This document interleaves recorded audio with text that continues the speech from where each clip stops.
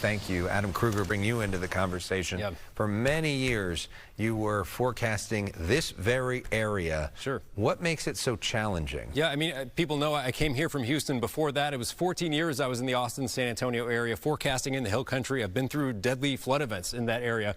There are so many challenges. I mean, we could talk a while about it, but I'll say in terms of just the weather, a lot of times this will happen at night like this did. Storms blow up late in the day from the heat of the day, and then they kind of linger through the night, and that's when you get into some of the worst of the flooding. It's common to happen at night.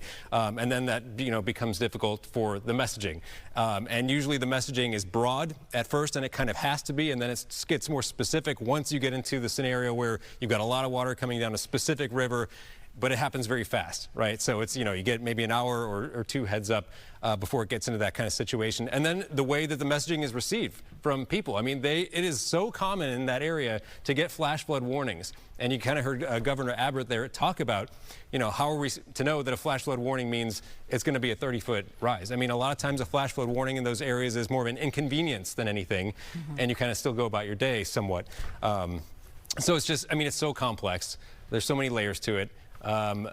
It's difficult, and obviously there's a lot of room for improvement in many regards. When we think of the numbers who died, the numbers still missing, could you have imagined a tragedy of this scope? No, and certainly not in modern day where you have, people are mostly aware of what's going on. We're all connected. We've got our phones, and I know cell service is an issue specifically in there in the Hill Country, but, those are the kind of numbers you might expect way, decades ago when weather information was not as obtainable and that kind of thing. So no, it's, I remember in 2015 there was a big river flood there. I believe 13 deaths. It was around Memorial Day of 2015. But the numbers we're seeing here, so one is heartbreaking, and then these numbers are just inconceivable. And a reminder of the power of water, which can be the deadliest thing of anything on the planet when it's really going. Yeah.